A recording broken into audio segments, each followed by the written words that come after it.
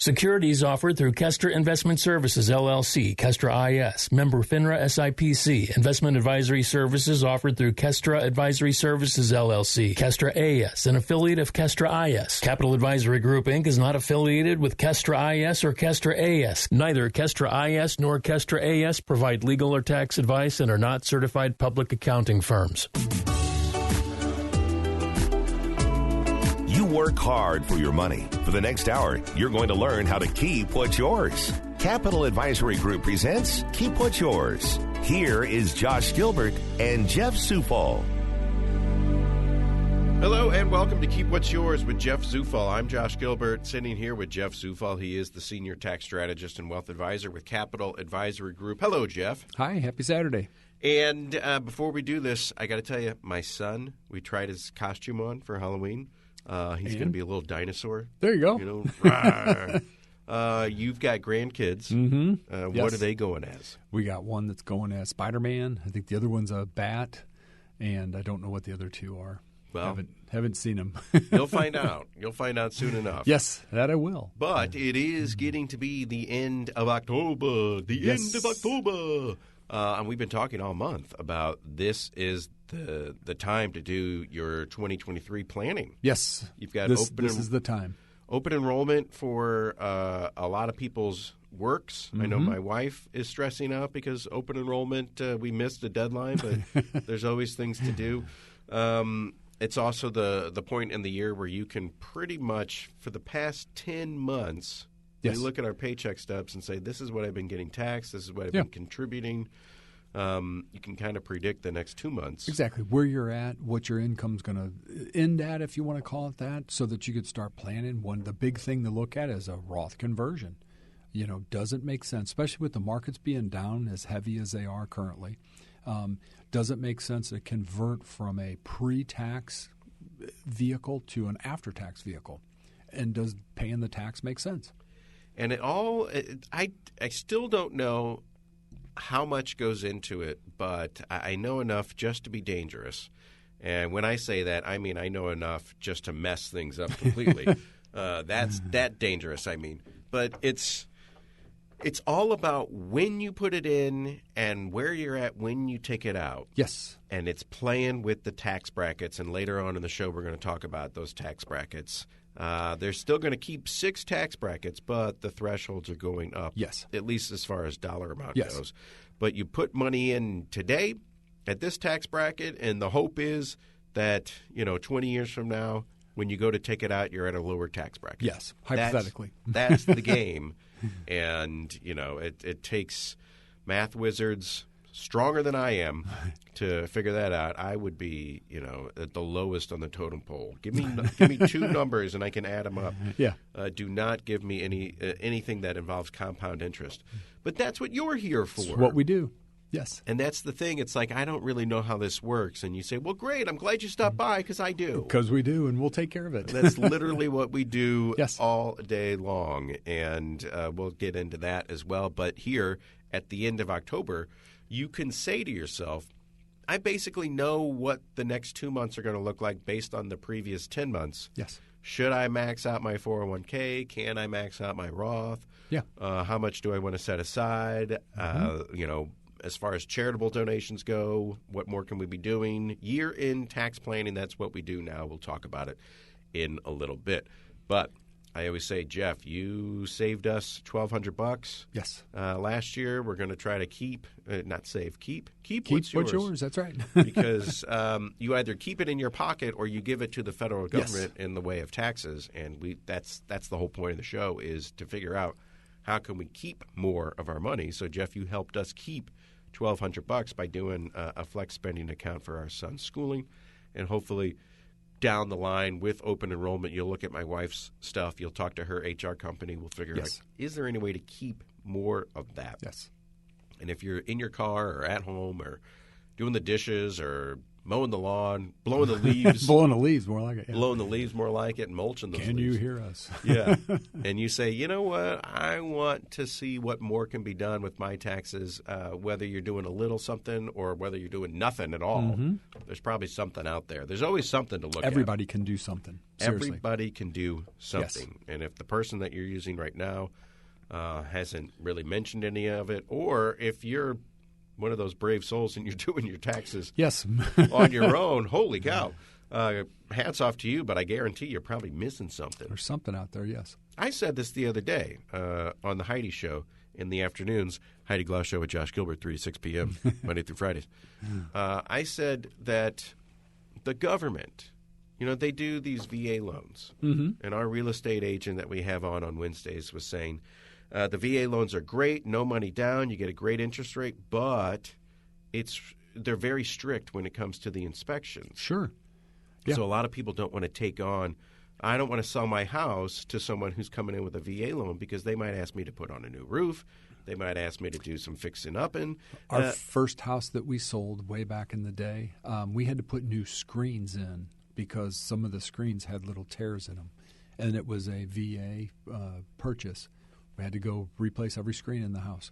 And to the government's credit, they want to make sure that this veteran who served time for our country is getting a good deal, is not getting ripped off, is not getting a rundown ramshackle house, getting taken for a ride. You walk in and the screens are all messed up and the roof is leaking. They want to make sure to a T that this veteran is getting the best house that they possibly can, but you run into parts, especially in a housing market like right now. Yeah, and you go, hey, you got to replace your screens. It's like, what? Well, I could sell it to this guy over here who's not on a VA loan, and he's not going to ask me to do anything. Yeah, most of them were no inspection, even though they say that's now starting to come back a little bit. Yeah, with just the slowdown. So my whole point is that the government can step in and do some really great things, but they can also get in their own way. Yes. Sometimes, because we did have somebody text in and say, my son is a veteran and he's got the money to buy his own house. Nobody wants to take a VA loan because they could just go to you got 10 buyers on a house. Standing in line waiting. Standing in a line, they're going to go to the next person because they don't want to replace their screens. What's the 7 worst words ever said? What I'm from the government. I'm here to help. I'm here to help. So my whole point in that is the government does some good things for us, but then they get in their own way. Yes. When it comes to taxes, they've written into the tax code some pretty sweet things for us. And like I said, we're taking advantage of one, keeping $1,200 a year in our pocket, money that would have just gone out to the government, money that I have to pay anyway for my son's schooling. We're keeping $1,200 because the government wrote it into the tax code. Yes. Where they got in their own way, where they got in their own, they never told us about it. They did put it out there. It's in a publication somewhere. Nobody knows anything about it until they stumble on it. You told me last week you can go to the library and read the tax code, but... Oh, we can. You can write it even online. You could sit and read it. But I'm not going to do that. No, it's boring. I got a 2-year-old It's a dry read, believe me. Any downtime I have when he's napping, I'm probably napping. You read it to him to get him to go to sleep. Yeah, that's right. Article 2, son, says... Subchapter 4. Right. But that's the thing with the government. It does some good things sometimes, but it also gets in its own way. Yes. That's why Jeff exists. And you've said, if they did come out with that, what did they say, a postcard-sized tax return. Yeah. Comes in my mail, I pull it out, and, this is what I owe, and this is what, you'd be out of a job. Yes. You would strictly go, you're a senior tax strategist and wealth advisor. You'd move just to do wealth advising, and that'd be the end of it. And that'd be it. But it's never going to happen. Never going to happen. Too much money involved in it, like we talked about in the past. It's never going to go to a flat tax and or to the postcard scenario. I remember during the Trump administration, photo ops at the big long table, and they're holding up the card. And they held the card up and like, this is it, and took that pictures. That was 6 years ago. Yeah. If that was going to happen... It would have happened a long time ago. It would have happened a long time ago. So being that as it may, yes, Jeff is here to help us because until the federal government gets its act together and finally comes out with a postcard-sized tax return, it ain't going to happen. It's not going to happen, yeah. And you're going to have struggles finding all the ways to keep money that's yours. The government wrote it into the tax code. It's up to us to figure out how to utilize it. I can't do it on my own. Yeah. Here comes Jeff Zufall. That's where he steps in. 636-394-5524, by the way, is the phone number. CapitalAdvisoryGrp.com is the website. You can go to that website and click the button that says, give me the book. Yes. The whole thing started with the book. Keep What's Yours. I got a copy in my hands right now. Very easy read. Yeah. Not like the tax code. No. Very Not simple at all. read. Maybe in the back of it starts getting a little tax code, but I always say more generic. Yeah, dog-ear the pages that pertain to you because you specialize in small businesses. Yes. But you could do stuff for us. You could do stuff for small businesses. Dog-ear the pages that pertain to you and get an appointment. Get on the calendar. Go talk to Jeff for free and just say, these are a couple things that I kind of noticed in the book. How can I turn around? Can it apply to me? How would I use it? And we'll walk you through exactly the next steps. Well, here's the thing. Oh, there's an FSA out there where you can save money on your kid's school that you'd be paying anyway. Great. Exactly. How do I do it? How do I do that? Yeah. So that's kind of why we're here, and that's what Jeff is here for. For better or for worse, the tax code in this country is what it is. Exactly. So it's almost impossible to try to do Learn this to adapt pieces of it if it's for your benefit. Yeah. We're going to get into a bunch of stuff today. Open enrollment in October, year-end planning. Now's the time to do it. There's new tax brackets out there. But I first want to start with in the news. Mm-hmm. That Rams settlement money that Yay. we got. Yay! It was $700 and something million. Yes. Before the lawyers came in. Yes. And there's a few St. Louis firms made some good money on that. Yeah, and it's like, boy, we take 35% right off the top. Okay, but what if it's a $7 million settlement versus $700 million? Yeah. Well, it's still 35%. Still 35%. Yes. Whether or not we're doing the work of $200,000 something dollars. Yes. Doesn't matter. Doesn't matter. We're taking the percentage. So you got to get over that. Yes. But we still have $500-something thousand. Yes. In Rams money. And it was the biggest story of the last couple of months is, well, it's just sitting in this really apparently, rinky-dink. was sitting in just like a savings account at the bank, earning nothing. I think when I heard McGraw had somebody on during the morning show, 0.3%. Mm-hmm. Which that's your standard savings account rolling, even though rates have come way high, the banks on the savings account still haven't. They're a little slow to increase. So apparently what they've taken is move this money off into, I won't say it, it's more of an institutional side. Typically, institutional side, it's $100 million minimum. So the average folk can't go, hey, I got $1,000. How can I go put it in a savings account and get a 3.5% interest rate? Doesn't happen. We can't do this. Yeah. You have to have $100 million. $100 million more, but it's like a treasury bill, basically. No risk, or minimal risk, if any. I mean, everything has an inherited risk. Well, I mean, my dad, my father-in-law, cut from the same cloth, grew up in the 60s, very conservative with their money, money market account. I don't want to lose my money. But you're also not making any money. You won't make any, but still you want that safety of principle in a sense on the money as you go forward. So my question was, when they moved this into $500 million into an account that has a return of 3.5% or something, we're playing with numbers, because we don't know exactly what they did. Yeah. So we'll just say 3.5% is what the 3.4% is what KSDK said. Is there a chance for us to, the market dips? Is there a chance for us to lose that money? Not in this arena, I do not believe. It's I don't want to say it's a CD, but it is guaranteed or backed by banks.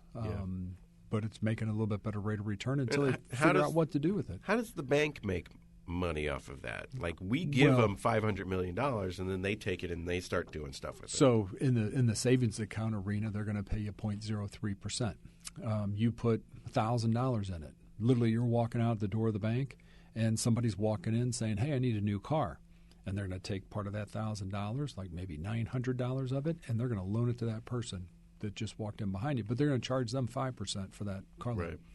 So they're using your money to then loan back out, and they're making money on your money. So they're promising the city, the county, and the state. I think there's 3 entities that kind of have jurisdiction over that money. They're promising, we'll give you 3.5%, but give us $500 million so we can play with it. Play with it, basically. Yeah. And it depends upon the factor of, I'm not sure exactly what type of an account it's in as to what they're doing with it. Is there something that I can get in that guarantees a rate of return of 3.5%? So the only thing that you could get into currently that we know that you could beat that 3.5% is a I-bond. That's it. It's an I-bond, which is 9.6. But we've seen that where there's little reports coming out now. A lot of people are starting to buy them. The only way to buy them is go online. You got to go to the U.S. Treasury, open your account, transfer money in, and go from there. Now they're saying that the Treasury website is being overloaded with people trying to buy these. Trying to buy I-bonds. And you might listen to other weekend shows, and they don't tell. How come the other show didn't tell me about I-bonds?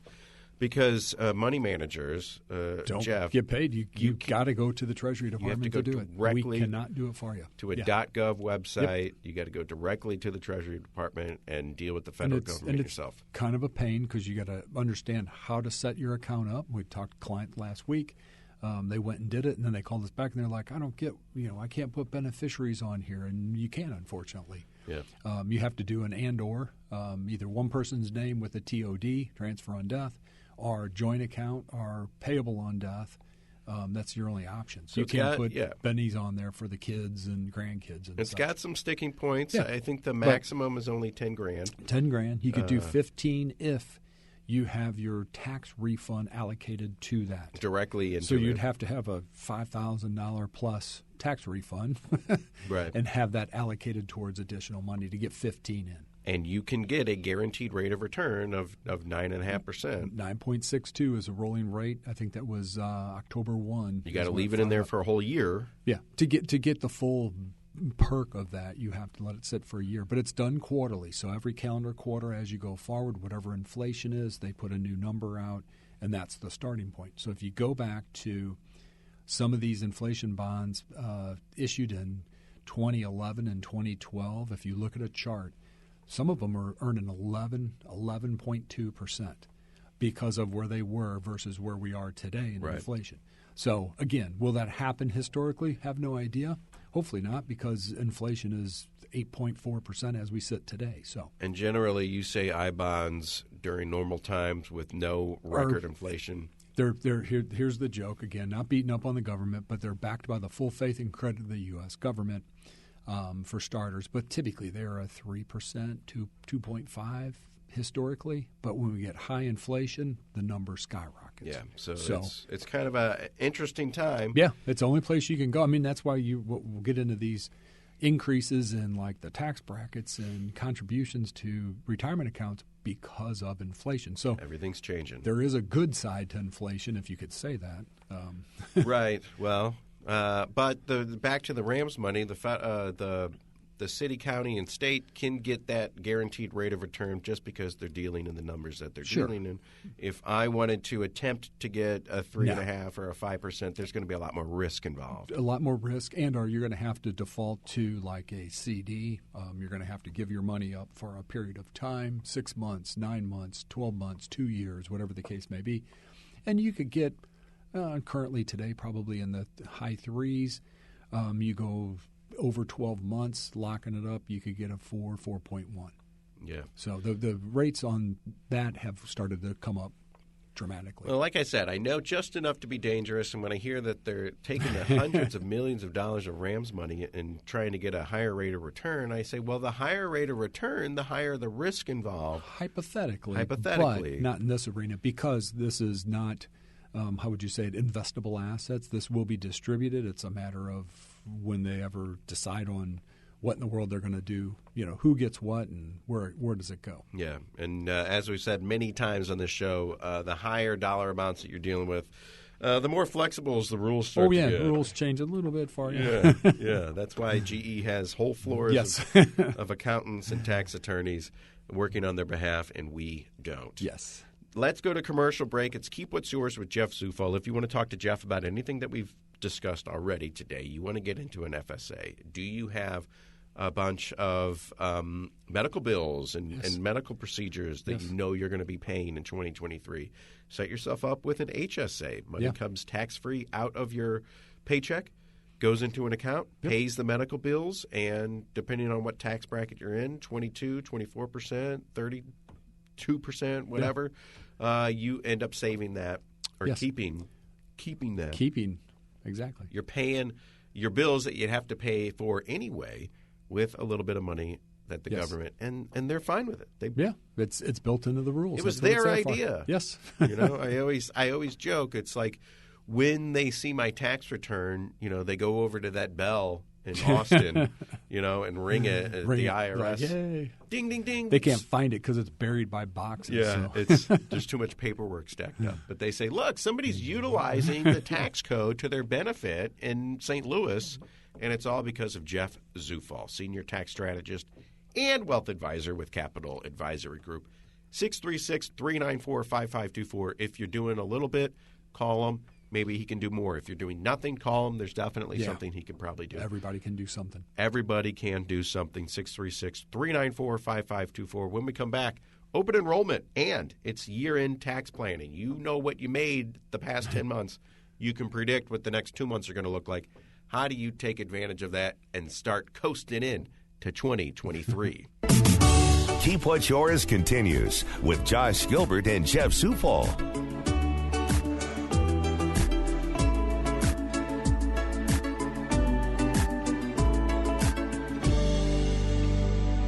Back on the Big 550, back to Keep What's Yours with Jeff Zufall. I'm Josh Gilbert, sitting here with Jeff Zufall, senior tax strategist and wealth advisor with Capital Advisory Group. Give them a call, 636-394-5524. It's the weekend. Leave a message. Say, I heard you guys over the weekend. I heard you talking about some things. I look at my paycheck, and I always wonder, what more can I be doing? Yes. And we get these things every 2 weeks. Yes. I got one just the other day. That's right. Actually. Woohoo. Hello. Oh, it's already gone. Oh, no. Yeah, poof. Disappears. But what more can I be doing? Look, here's the deal. There's always a little something left over, Jeff. Yes. So if I increase my 401k contributions by 1%, I'll never even notice. You won't. Out of sight, out of mind. And here's my problem. If I have it, I'll spend it. That's human nature. So if you can just take it out ahead of time, put it in something 20 years from now that I'm going to, thank myself for. Exactly. Do it. Because if you just left it in there in my account, I'd probably spend it. You'll say, hey, I could buy this or a new pair of shoes or whatever the case may be. And my wife's like, where'd all the money go? Oh, I spent it on penny candy and That's right. I went to the casino. Well, is there penny candy even around anymore? Well, not with inflation. Now it's $1. I was going to say, Yeah, it's a penny and 0.8 cents. Yep. But let's talk about that. We've got our year-end tax planning in full effect. October is the time of the year to do that. We've got new tax brackets because of inflation. Here's the good side of inflation, if you could say there was one. So what takes place in 2023 is the tax bracket, the standard deduction increases, which is good. But what that's going to do is it's going to force a lot more people not to be able to itemize. And they'll take the standard deduction straight out of the box, no questions asked. So data as of last year, and I say last year as 2021 tax season, they said that approximately 95% of all taxpayers took the standard deduction. So 5% of America, basically, or 5% of taxpayers were able to itemize, which means they take additional deductions, whether it's charitable contributions, state, local taxes, mortgage interest. And to hit that threshold, though, you have to have... So for 2023, it's actually $27,700 if you're married filing jointly. And if you're single, it's $13,850. So the married filing jointly increased by $1,800, and the single increased by $900. But to hit that threshold, you need to have $27,000 in medical bills. Medical bills, charitable contributions, state and local taxes, which are capped at 10, That's pretty much it. And most of us don't come up with those numbers. Come anywhere close to that. Unless you tithe heavy to a church, that's one, or you have wicked medical expenses. But there's another little caveat on the medical. And on the medical side, they say the first 7.5% of your adjusted gross income is on you. So if you make $100,000 a year, the first $7,500 you have to pay out of pocket. The first dollar over $7,500, you get to start taking a deduction for. So you would have to have, if the standard deduction is somewhere around $27,000, you'd have to hit about 30 some odd thousand before it even kicked in. Before it even kicks in. So and there are, if you own a small business, there's what's called a Section 105. So it's another way to get, I don't want to say get around it, but another way to take advantage of that, not have to worry about a Schedule A, which is a Section 105. But you need to be a small business. Any small businesses, if you run into that, well, I'll have a conversation. It's pretty cool.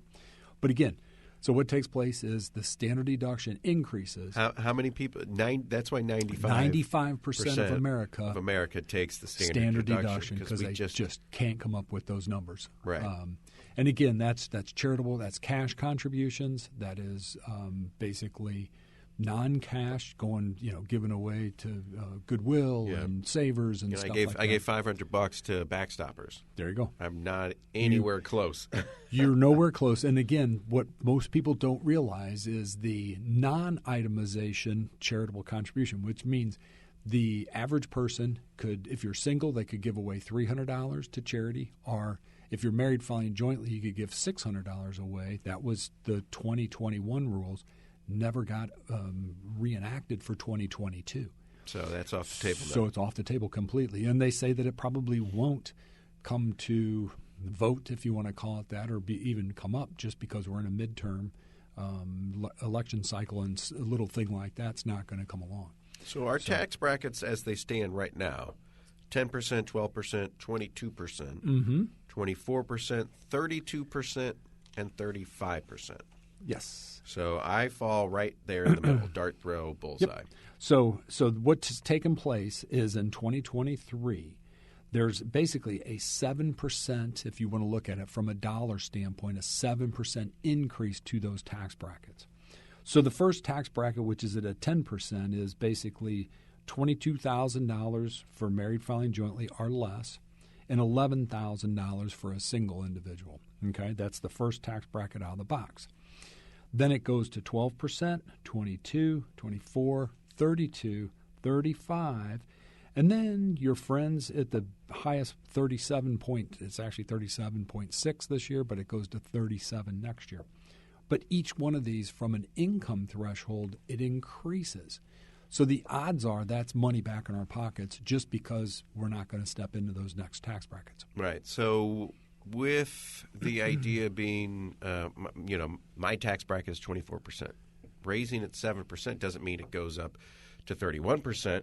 It just means that the dollar amount threshold that you can earn in between increases. These two, 60,000 and 120, which I'm playing with funny numbers, but that goes up 7%. So here's one of the biggest jumps in the tax brackets out there, and you go, who thought of this? It's the IRS. They're not stupid. They know the game. The 12% tax bracket is basically saying you're $22,000 for married filing jointly, okay? And then it jumps to a 22% tax bracket for $22,000 if you hit $89,450. So the key is somewhere between $22,000 and $89,450 is a middle America. And what takes place is that is a 10% increase in tax brackets. The other tax brackets go 22 to 24, 24 to 32, 32 to 35, and 35 to 37. So the biggest jump is that 12 to 22% tax. It's a 10% increase. Yeah. And you go, why'd they do that? Because that's where middle America lies at the end of the day. They know that most people will step over just a touch over that $89,000. And you got to remember, tax brackets, this isn't saying, oh, hey, I'm going to pay a full, if I'm in a 24% tax bracket, I'm going to pay a full 24%. It's progressive. So if you're married filing jointly, the first $22,000 that you make, you really don't pay tax on it. Yeah.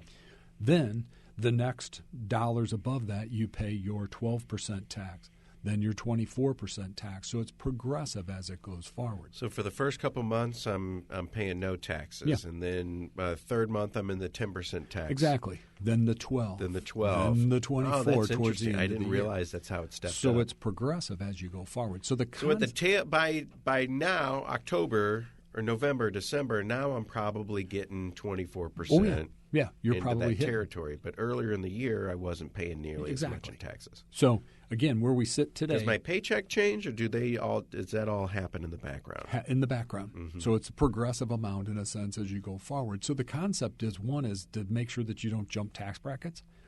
So if you're on Medicare and you're paying a Medicare premium, the concept is if you jump tax brackets, the Medicare is going to force you to pay more in premiums next year. So the concept is make sure that you stay under the thresholds to where you don't have to pay more in those Medicare premiums.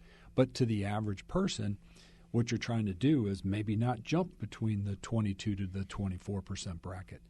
And to do that, you have to defer income in some way, shape, or form. So most people, if I said, hey, what tax bracket you in? They go, oh, no. That's what you look at is where's your paycheck this year? Where were you last year? Where are you this year? What's it look like for the rest of the year? And we try to figure out whether you fund your 401k, HSAs, whatever, FSAs if you have access to them, whatever it is to keep your income below that next tax bracket. Yeah, so like right now, I could start dumping a bunch of money into an HSA or an FSA. I could dump some money into a college fund because I know maybe if I make too much money this year, I'm going to be bumped up into the 32% tax bracket. So I'm going to push it off somewhere else. The other thing you could do is it's from an itemized deduction standpoint, like what we were talking about, maybe bunch those the contributions. Maybe you do 2 charitable contributions. What you used to do over 2 years, you do in 1 year, if possible. Yeah. Maybe you're trying to do all the medical expenses before the end of the year. And what you try to do is bunch it into 1 year versus stretching it out over a year or 2 years down the road. Well, this is a lot of high-level stuff, and I know that people listening are probably like, ooh, that's tough, that's difficult. Here's the main bullet point, is this is what you're looking at today on your paycheck. Everyone is in this same boat. Year-end is coming up. You know what you're going to be making for the next 2 months. Even with that bonus coming in, you can probably factor that into it.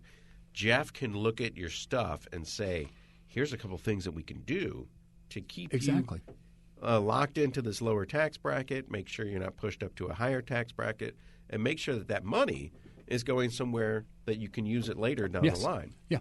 Whether it's for medical bills or schooling or whatever. 636-394-5524 is the number to call.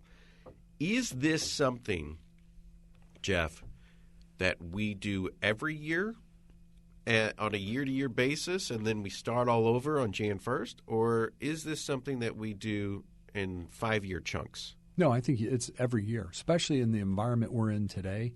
We're seeing some of the biggest, I'll say, increases due to inflation to make the planning process even more important.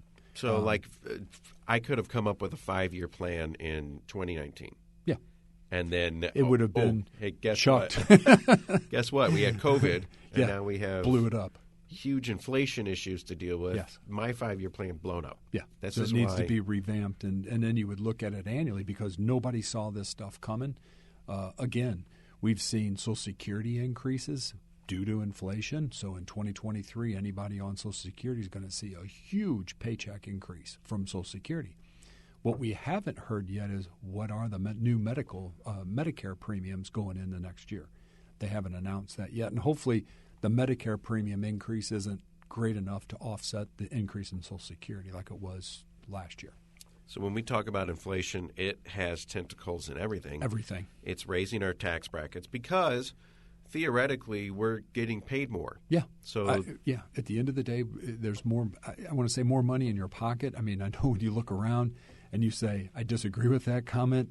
There is, just because of inflation, is boosting everything as you go. And the idea is we're getting paid more, but we're having to pay out more, more for eggs. And I mentioned my burrito is $15 now when it used to be $10. So we're paying more for everything. So the government doesn't want us on paper. Oh, we're making $5,000 more this year. They don't want to push us into a new tax bracket when the reality is my buying potential. My buying power didn't go up. Didn't go up at all. It actually went down. It went down. It's trying to keep up with inflation. Exactly. What happens when you have record inflation like we're having right now, and then it goes down or things start to peter off? Does my pay go down when the inflation goes down? Does everything kind of plateau? It plateaus, and then inflation as a cost of goods or services will actually come down. And that's what the Federal Reserve is attempting to do as we speak. I believe next week, first week in November, on the agenda is another 0.75% rate increase. The week after that, then we have midterm elections. And then in the month of December, the Fed is saying that they're shooting for like a half a percent increase in the interest rates again. The reason that they're doing that is they're trying to increase interest rates, which in a sense take liquidity out of the open markets from the economy, takes it out because it's harder to obtain. And by doing that, it shrinks the economy is the easiest way to kind of lay this out.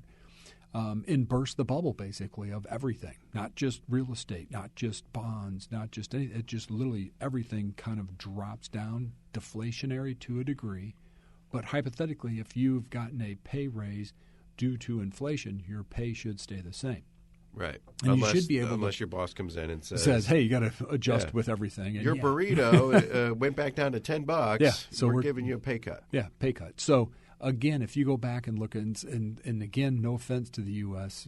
Treasury, but the issue today is the Fed's the consensus is the Fed's waited a little too long to start raising rates. Again, if you're that widget manufacturer, and through COVID, you saw through supply chain issues, you saw that your cost to do business went up by 30 cents per widget. You'd raise prices 70 cents. You have a built-in profit. That's the issue that we're dealing with today. Fed keeps raising interest rates, but we still have banner corporate profits and very low unemployment. At some point in time, the storm clouds are on the horizon. At some point in time, that will break and it will reverse. And literally what they're trying to do is, I don't want to say they're trying to break the back of corporations, but in a roundabout way they are, to get everything to come back to earth. And then it should reset and we go forward. No different than the late 70s or into the early 80s where we had 16, 18% interest rates. It took a little bit of the Fed, Paul Volcker back then, skyrocketed interest rates, and it was tough for a lot of people. Then we had Reagan. Reagan, his first term, raised taxes through the roof on everybody. And then his second term, they dropped him like a rock, and they used the two of those to collide together. And that's kind of how they built this, the run, in a sense, from the economic standpoint, where the market went gangbusters. I think 2 or 3 administrations followed on his coattails from there. Yeah. So that's where we're sitting today. Not saying it's right or wrong. Fed realizes that they cannot beat. As of today, last week was a earnings week for S&P 500. 72% of the S&P companies reported. 72% of them actually beat expectations. They made a profit, which is still crazy in this environment. And that's what I've been trying to get at this whole time. My burrito costs $5 more than it used to. Yeah. Is that because shipping costs that much more? The beans cost that much more. The labor costs that much more. Everything probably costs more, but did it cost $5 more? That's questionable. And that's why corporate earnings are doing it here. I'm looking at an article from The Intercept. Here's the headline. CEO says he's been praying for inflation because it's an excuse to jack up prices. Yes. And you can cover behind the screen of, inflation, everything costs more. Yeah. But your widget costs 30 cents more. Yeah. Why are you charging 60 cents more? Exactly. So it's really weird, and there's not really anything I can do about it. Inflation will get into that weird dynamic, the weird dynamic of cost of goods and services as we go forward. Yeah. And again, that's where the Fed gets into the mix. I don't want to say they slow the economy down, but they kind of burst that bubble. And the outlook where the Fed, the first of the year, they were very strong. Ooh, this is what we're going to do. Then they kind of backed off because they spooked people. And then here recently, within the last month or two, they've come back on strong again, and they've spooked the markets and people. But again, you've seen, I think there's a couple of major CEOs who have now come on board saying that there's a major downturn in the markets coming forward. Jamie Dimon, J.P. Morgan. Yeah. I mean, that's when the CEOs step up and start saying that stuff, you go, ooh, yeah, where are we going here? So it's something to be concerned about. And like I said, some of the like First Trust, they're basically saying that they see kind of the first quarter or second quarter of 23. Worst case scenario or best case scenario is first quarter 2024 when a real recession kicks in. Again, technicality is we were in a recession first 2 quarters of this year, but nothing else followed in suit. It's been perfectly fine. Yeah. So other things, tax brackets are getting a boost we get paid more so we can actually afford the things that cost more these days. Hopefully you pay less in taxes when those brackets come up because you stay in a lower tax bracket. Government doesn't want us to default into a higher tax rate just because on paper we make a little bit more money. It still is going out to pay for everything. And gasoline notwithstanding, that's a whole different animal. That's a whole other animal. That's up, down, sideways, all over the place. Your 401k and your IRA contributions are going up as well because of inflation. Yes. Yeah. So one other that's real quick is the gift scenario. So when you gift someone taxes or gift someone income, basically it's $16,000 as we sit for 2022. It's going to $17,000 in 23. So what that says is you could stand on the street corner in January 2nd of 2023, and every person that comes by hand them a check for $17,000. The recipient does not record it; they don't have to report it, and you, as the giftee, you don't have to report it either. I know when we were trying to buy our first house, my parents gifted us, and it was, it wasn't a taxable event. Exactly. So it's not a taxable event. So basically what that's saying is it goes to $17,000. It's a way for parents to give money to kids. Hint, hint. Right. But again, that's a nice perk. It was $15,000 in 20. I guess that would have been 2021, and it had been $15,000 for 10 years or more. Never moved, and now it's moved twice, gone from 15 to 16, and it'll be 17 next year. And we can probably peg that on inflation. It's inflation, pure inflation. The other thing that's out there, just kind of another one, is the adoption credit. So it actually was $14,890 this year. It goes to $15,950 for 2023. So it even helps even more. So that's attorney fees, travel expenses, all that good stuff. Sure. 401k? Yes. Goes from? 401k. So we sit today, we're at $20,500. And then if you're age 49 plus, you get a $6,500 catch-up provision that goes into it. So basically they say the year in which you turn 50, so technically 49 and a half, you hit that mark. So 2023, we go to $22,500 as the contributory side. So you can add $2,000 more. Yeah, $2,000 every more. year. So here's a planning tip. It's going to go up next year. Anybody who maxes out your 401k, pay attention to this. January, adjust your withholding so that you accomplish that within a 12-month span for 2023. Right. If you don't, what will take place is you'll hit your $20,500 plus your $6,500 catch-up, and then still be short a couple grand at the end of next year. So that's the big one. The other one is IRAs were $6,000 this year, 2022. They go to $6,500 next year in 2023. So you get an extra $500 perk there also. And I'm not I think it probably took me by surprise when I learned this for the first time, that there were caps on our contribution limits. Yes. $20,500 now. It goes to $22,500 next year. I'm not even sniffing that. Yeah. But, rich people, Jeff, you make $500,000 a year. Knock that out of the park in no time flat. So if they cap that, if the government caps that on us, then I go over and put some money in IRA. That gets capped too. Theoretically, maybe I still got another $50,000 left over to play with, but I've maxed out all of my retirement. Where do I go with that? So if you work for yourself or small business, you're probably just going to park it in a brokerage account and sit on it. The other side of the equation is what's called a backdoor Roth. So that's still out there. It was on the chopping block, but it I heard they were going to get rid of it. They tried, but it never made it. So again, that's a way that if you're a high income earner, you park $6,000 or $7,000 if you're over 50 into a non-deductible IRA, and then convert it immediately to a Roth. Right. Literally, and it's not you put it in this year and convert next year. It's you put it in once the check clears, basically roll it to a Roth. And so it's a conversion, but it's a non-taxable conversion because if you put $6,000 into your non-deductible IRA, you don't take a deduction for it. Everybody can do one. And then you convert it to a Roth. The next day, it's $6,000. Yeah. Boom, it's a done deal. So that's a perk out there that a lot of people don't take advantage of.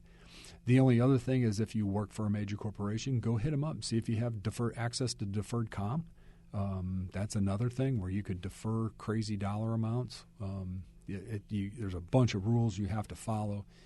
The only problem with deferred comp is if you put money into it, you can't just turn around next year and go, hey, I want that to buy a boat.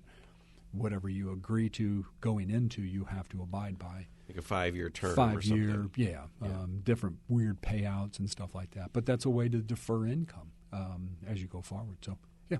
So there's always places to go if you've got money left over. Yeah. Unlike me, but if you've got money left over, there are definitely different places to go with it. And we've always talked about the different buckets. Yes. Bucket concept works perfect when you get in that. 401k, your Roth, a brokerage account, which is just basically my E-Trade account. Yeah. I'm investing in Target and Walmart and whatever. Look at it as taxable, tax deferred, so you're just putting off taxation to a later date. And again, the problem is with tax deferred, the question of the day is when you take it out, what are the tax brackets going to be? We don't know. Yeah. So you're kind of playing a game as you go with that, which you're hoping that they go down. The odds are they're going to go up, but again, that's a whole nother show. Yeah. And then tax efficient, which would be a house, your primary residence, and or a Roth. Where hypothetically, if the rules are played correctly, you don't pay tax on it going forward. So inflation being what it is, they are taking that into account. They've raised the tax brackets, the dollar amounts on the tax brackets. The percentages have stayed the same. Yeah, percentages are the same, but the dollar amounts have widened in a sense. So that should hypothetically should put some pockets, tax bracket. Put some money in your pocket. Yeah. The contribution limits for your 401k and your IRA, those have gone up as well because of inflation, and we'll just kind of wait and see where we go from here. I will say this as we wrap up the show, open enrollment, it's hit my house directly. We've missed the deadline. We still have an opportunity to do this. But why is it that we only have once a year to make changes to what we're doing? Because they are giving you perks. They will make you, just give you an idea, to declare an IRA, so a simple IRA for next year, for 2023, you would have had to have signed the paperwork by October 15th of this year. So you've got to do it in advance. And it's just kind of the way the IRS does that, because I don't want you to run through the year and you get off this time next year and go, oh, wait, I want to do that FSA thing, and you turn around and go do it. So there's some pre-advancement to it as you go forward. But unfortunately, that's the rules. And if I miss open enrollment, or if I'm a new employee, December 1st or January 2nd. Typically, depending upon how you fall in that situation, a couple things apply. One, sometimes you just got to wait. There's no way around it. I got to wait for I got a job in December, but I have to wait till next October. You got to wait till next October to declare anything. Number two, sometimes that's part of your package, your employment package that you fill out and say, hey, I want this, and they let you in. And then other times they'll have a oopsie, hey, I missed this and I need to get in, and it'll come back around a couple months later. But typically by the end of December, IRS regulations basically will force everybody to either be in the program, pick a program in an amount, or you're out. Yeah. Yeah. Well, that's one of those things where even with the IRS and paying our taxes, we can get, push our taxes off for a couple of months. Oh, yeah. File them late or something. If you do that, but then again, there's the penalties.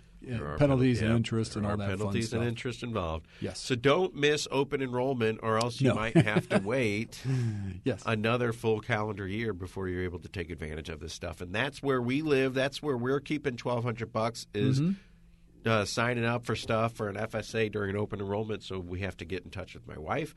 Let me call her right after the show, Jeff.